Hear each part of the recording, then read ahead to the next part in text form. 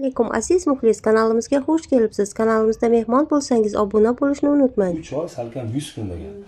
Bir qiziqmadingizmi? Bitta jiyanim bor, qattiq yuribdi. Tushunasiz, to'xtang. Siz oqlamang o'zingizni. Yo'q, oqlamayman, aytmoqchi. Men bu yerda nima demoqchiman, aytaymi? Odamzod naqadar bunaqa shafqatsiz bo'lib ketgan, bir-biriga mehrsiz bo'lib ketgan. Qizni ko'rganman. Hech qaysi urg'aymog'i mayli, meni yomon ko'rsam. Hech kim yordam bermasdi. O'sha paytda internet rivojlanmagan. Shunaqa muomala qilardi.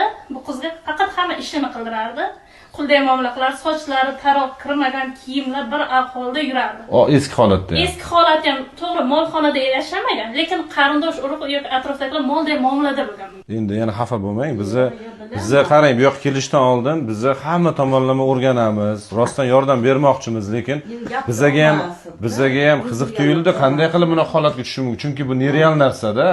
O'z-o'zidan mani borib, sizni borib birov bolxonga boqmaydi. Egasiz odamni bog'laydi, himoyasiz odamni bog'laydi. Ya qarangda Akmal aka, qarindosh urug' hozir mayli siz xafa bo'lsangiz ham, erkaklar bordir urug' avlodinglarda, qarindosh urug'lar o'rtasida. Meni eshitishim bo'yicha qarindoshlar butkul voz kechishgan. Voz kechgan, otangga bor qilgan, menga kerak emas, senga kerak emas bo'lgandan keyin bu bechora shu yoqqa borgan, bu yoqqa borgan. Keyin Toshkentga ishga ketgan, u yerda buni soddaligidan foydalanganda olib keldim, bir qaysarlik qilardi. Men aytdimki, buni nima qilaman dedim. Ki balki samonga bilmaysan, men tengilarim chobalasi bu dedi. Men endi mana sen sepman, o'zimning narsalarimni senga beraman, o'zim nima qilib ketmasam ham yo'q boraman, ishlayman dedi.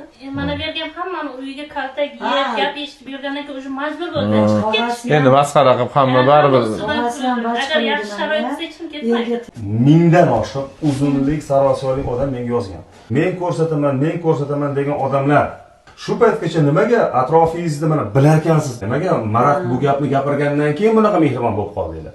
Shu paytgacha qayerda edinglar? mavzusini eshitganimizdan keyin juda ko'pchilik meni yozishdi menga, yordam bering shu insonga. Tushundim, hozir xolajon to'xtab turing.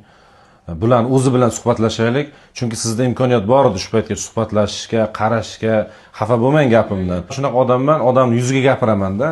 Agarda siz juda shu qarindoshingizdan xabar olib, mehribonchilikni vaqtida ko'rsatganingizda, hali ham Xudo bir saqlabdi-da. Hozir paytda mana bu holatda bo'lmasdi-da. Yana xafa bo'lmang gapimdan. Shuning uchun endi mayli, hozir nima deydi, bu ahvolda yotgan odamni nima bilandir ayblashingiz o'zi xato. Qiz bola, ayol kishi, boshida eri yo'q. Yana men tushunishim bo'yicha juda sodda inson bu odam. Men tushunib turibman-da gaplashishlardan. Ya'ni yosh boladay-da bular.